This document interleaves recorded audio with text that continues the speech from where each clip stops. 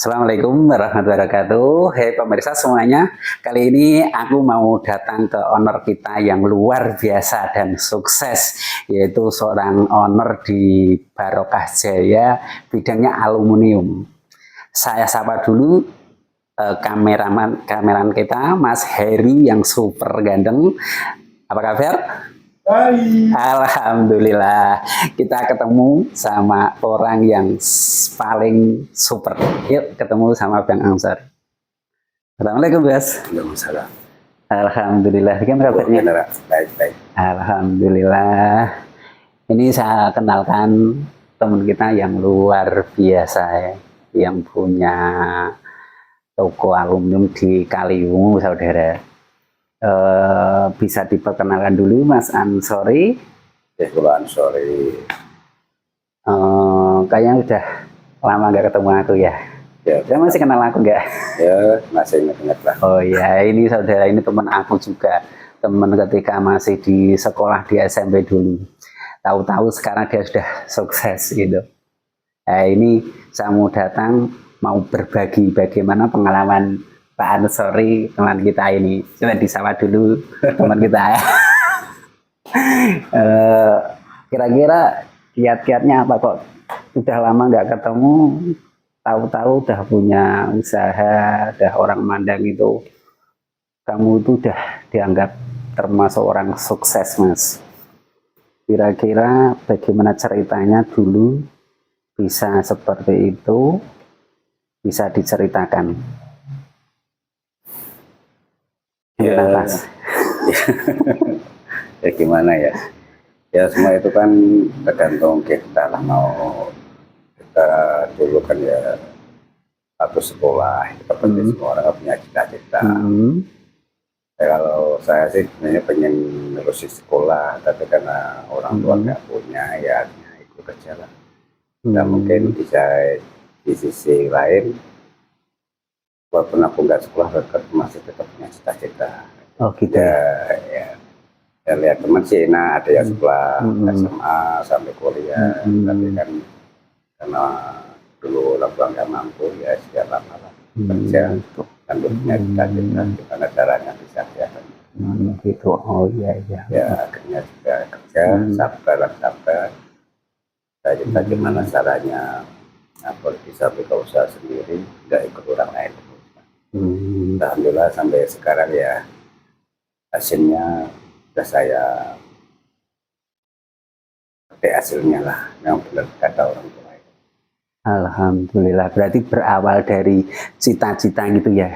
Jadi kita cita-cita terus kehidupan, dia mengaplikasikan bagaimana caranya supaya cita-cita saya itu berhasil gitu ya. Intinya kalau masih ada orang tua, sepenting takdirlah pada orang tua. Gitu ya. Masih ada dua orang tua, apalagi itu memang benar kata orang. Satu orang bicara, nasihatnya satu orang pintar atau ustaz itu lebih afdol itu hanya seorang. Gitu ya. Ya, jadi tanda kutip juga kita jangan lupa saudara-saudara yang masih punya orang tua, khususnya ibu atau ayah, mintakan doa kepada dia biar dia itu bisa terinspirasi kepada teman kita Pak Ansori itu. Karena khususnya anak kan nggak luput dari doanya orang tua, apalagi seorang ibu. Oh, terus bagaimana ceritanya kok kamu bisa ambil bidang aluminium? Itu kan karena dulu kalau di sekolah kita juga nggak ada pelajaran aluminium, Pak. Ya nggak ada, dulu sebelum paling bodoh. Gimana kok bisa ambil aluminium terus bisa buat produk lemari atau yang lain, ada kosan-kosan kan super komplit sekali itu.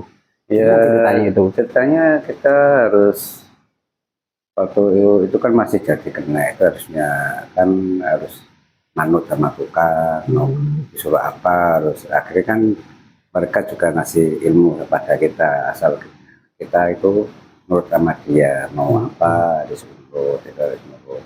Ya sama kita mau kreatif atau enggak, kita mau maju atau enggak gitu, mau sebenarnya aku harus bisa bikin ini, jangan hanya bikin etalase, tapi aku harus bisa bikin yang lainnya, contohnya kayak kusen, kayak pintu. Itu kalau kita enggak punya kreatif ide sendiri, aku harus bisa juga nggak bisa. Mereka nggak akan mungkin nonton kayak dulu sekolah itu A sampai B enggak. Berarti berawal kita itu belajar, bekerja, terus punya inspirasi sendiri, saya harus seperti ini gitu ya. Artinya kita harus ikut orang, manut dulu, yang penting nanti cita-cita saya tetap berhasil, bagaimana caranya gitu ya. Terus akhirnya setelah itu jelang berapa tahun, terus Saman kok bisa mendirikan itu, gimana itu? Ya integrasi dari teman, masa si A bisa saya nggak bisa, ya itu loh. Aku harus bisa, masa si A bisa nggak bisa, kayak gitu. Kita juga udah punya keterampilan, tinggal modal. Ya cara modal kita harus nabung dikit dan itu. Ya, akhirnya juga berjalannya waktu. Ya pertama sih susah, buka mereka berkat alas, kata orang Jawa kan gitu sih. 1 bulan kadang nggak ada orang pembeli, hanya orang ya berkunjung, hanya tanya-tanya dulu. Ya, di samping itu juga kita harus pandai promosi.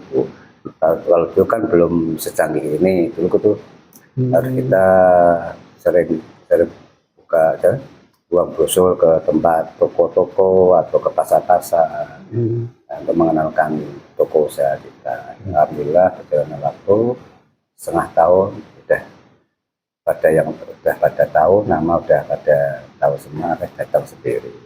Gitu ya. Berarti berawal juga dengan itu nyebar-nyebar brosur juga ya. Terus itu awalnya itu buka langsung di Kaliwungu atau di rumah atau awalnya di Kaliwungu. Di Kaliwungu. Itu di Kaliwungu itu milik temen atau ngontrak atau milik sendiri itu? Ya masih ngontrak, dulu kan masih murah. Ceritanya gimana kok jenengan bisa cari lokasi di Kaliwungu kok nggak di tempatnya sendiri atau bagaimana?